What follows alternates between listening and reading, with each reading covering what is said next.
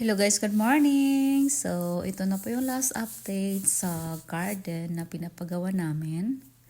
Actually, tapos na po talaga siya. So, ipapakita ko po sa inyo yung kabuuan, yung lahat.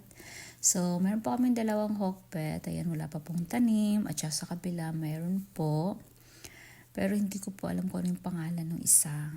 Ayan po, hindi ko po alam. Ayan, parang lettuce. Tsaka yung sa kabila is magikraut. Ayan, meron po kaming rebisa. Ayan po. So, ayan.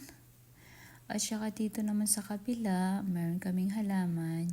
Yung plano ko po dyan is mga bulaklak. Pero parang green po yung kulay. Hindi po makulay yung itatanim ko dyan. Tsaka dito sa kabila, meron din po kaming compost. Ayan po, may laman na siya.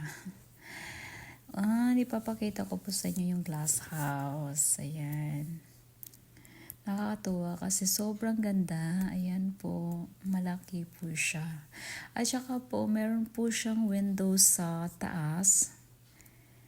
Ayan, papakita ko po. Ayan po, automatic po siya. Pag mainit, bumubukas. Pagka malamig, nagsasara ng dahan-dahan. So, ayan po. Meron din po sa kabilang window. Magkabilaan po siya at may door din. Pero hindi po namin mabuksan sa kabila. So, ito po yung loob. Ayan, actually may tanim na po siya. Ayan, nagtanim ako ng luya. Ayan po. At saka, mayroon na po kaming lemon. Pero hindi ko alam kung makasurvive yung lemon kasi parang naglalagas yung dahon. Ayan, ang mahal pa naman ang bili namin. Ayan po, mayroon po siyang bunga. Ayan, isa. So, ayan po, ready for the next year. Hindi pa po kasi pwede magtanim ngayon. Kasi coming po yung winter or yung so bali next year po. So, ayan. Dito may tanim kaming strawberry, wild strawberry. Ayan. Maliliit po yung bunga.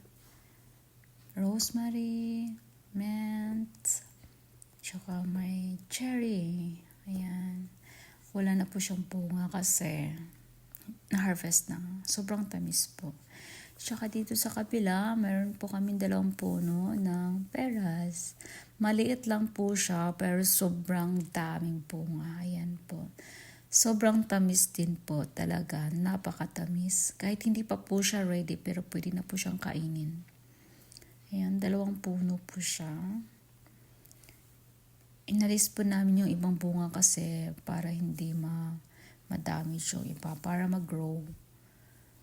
Ayan, meron din po kaming 1 puno na apple.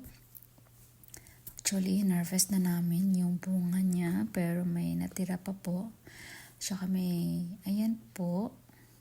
So, ito po yung kabuuan ng garden. Ito po yung itsura. Sobrang nakaka-relax kasi green na green.